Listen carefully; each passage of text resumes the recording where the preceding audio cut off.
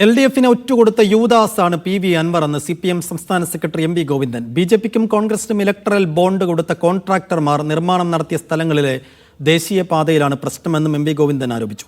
മലപ്പുറം ജില്ലാ രൂപീകരണത്തെ എതിർത്ത ആളാണ് ആര്യാടൻ മുഹമ്മദ് എന്നും MV ഗോവിന്ദൻ മീഡിയ വണ്ണോട് പറഞ്ഞു.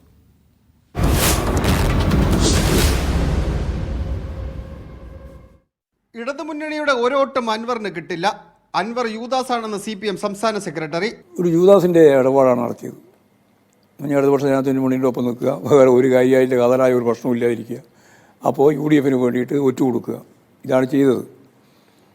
അങ്ങനെ ഈ യൂദാസിനൊക്കെ സംഭവിച്ചത് എന്താണ് എന്ന് ഞാൻ പ്രത്യേകിച്ച് പറയേണ്ട കാര്യമില്ലല്ലോ, അതൊക്കെയാണ് സംഭവിക്കുക. ദേശീയപാതയിലെ തകർച്ച സംബന്ധിച്ച പുതിയ ആരോപണം ഉന്നയിക്കുകയാണ് MV ഗോവിന്ദൻ. കോൺട്രാക്ടർമാരിൽ നിന്ന് ഇലക്ട്രൽ ബോണ്ട് വാങ്ങിയ കോൺഗ്രസും BJPയും ആയിരക്കണക്കിന് കോടി വാങ്ങിയിട്ടുണ്ട്.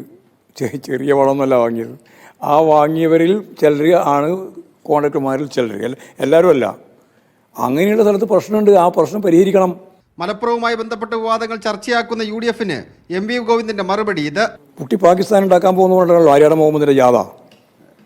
പിന്നെ ഇവരാരോട് പറയാം ഞങ്ങളോടാ വിവാദം ഉണ്ടാക്കാൻ പുറപ്പെടുന്നത്? ക്ഷേമ പെൻഷൻ 1600 രൂപയിൽ നിന്ന് 2500 രൂപയാക്കുകയാണ് LDF ലക്ഷ്യമെന്നും കുടിശ്ശികയുള്ള ഒരു ഗഡു കൂടി ഉടൻ തന്നെ നൽകുമെന്നും MV ഗോവിന്ദൻ മീഡിയ വണ്ണിനോട് പറഞ്ഞു. UDF രാഷ്ട്രീയം പറയാതെ വിവാദങ്ങൾക്ക് പിന്നാലെ പോകുന്നുവെന്നാണ് ഇടതുമുന്നണിയുടെ ആരോപണം. CPMന്റെ സംസ്ഥാന സെക്രട്ടറി MV ഗോവിന്ദൻ മണ്ഡലത്തിൽ ക്യാമ്പ് ചെയ്ത് തന്നെയാണ് പ്രചരണത്തിന് ചുക്കാൻ പിടിക്കുന്നത്. തദ്ദേശ നിയമസഭാ തെരഞ്ഞെടുപ്പിന് മുമ്പുള്ള സെമി ഫൈനലായതുകൊണ്ട് CPMന്റെ സകല സംഘടനാ സംവിധാനവും നിലമ്പൂരിൽ ഇറക്കിയിട്ടുണ്ട്. നിലമ്പൂരിൽ നിന്ന് ടീം മീഡിയ വൺ.